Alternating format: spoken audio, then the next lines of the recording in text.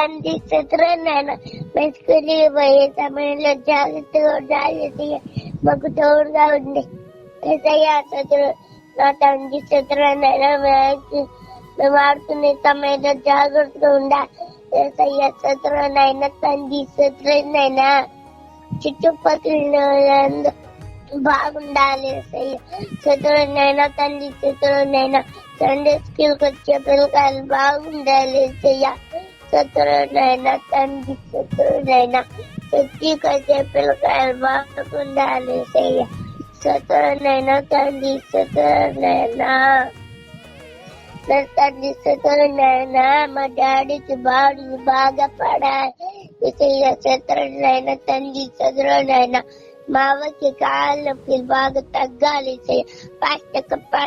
పాస్టం పిల్లకాయలు బాగుందా చతురనైనా తండ్రి చతురనైనా. మా అన్న నేను ఫస్ట్ కావాలి మా అన్న నేను బాగా చదువుకో మా అన్న నేను ఎగ్జామ్ బాగా రాయాలి చతురనైనా తండ్రి చతురనైనా.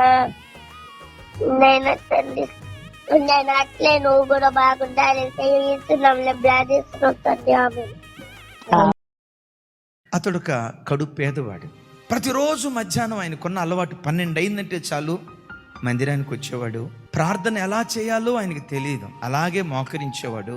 అలా యేసయ్య వైపు చూస్తూ ఎలా అంటాడట, యేసు నేను నీ జానును వచ్చాను. ఒకానొక రోజు ఈ జాను అనారోగ్యానికి గురయ్యాడు, హాస్పిటల్లో పడ్డాడు. నేను పలకరించడానికి ఎవరూ రావట్లేదు కదయ్యా, అయినా నువ్వు ఇంత సంతోషంగా ఉన్నావేంటి? నీ సంతోషానికి కారణం ఏంటి అంటే, ప్రతిరోజు మధ్యాహ్నం నేను ఆరాధించే దేవుడు 12 గంటలకల్లా నా పడక దగ్గరకు వచ్చి, జాను నేను నీ యేసునొచ్చాను, జాను నేను నీ యేసునొచ్చా. రోజు మధ్యాహ్నం 12 గంటలకల్లా వచ్చి, ఇప్పుడు నా దగ్గరికి రాలేకపోయావు కదా, నేనే వెతుక్కుంటూ నీ దగ్గరికి వచ్చానని. ప్రతిరోజు మధ్యాహ్నం 12 గంటలకల్లా నా ప్రభు నా దగ్గరకు వస్తాడు.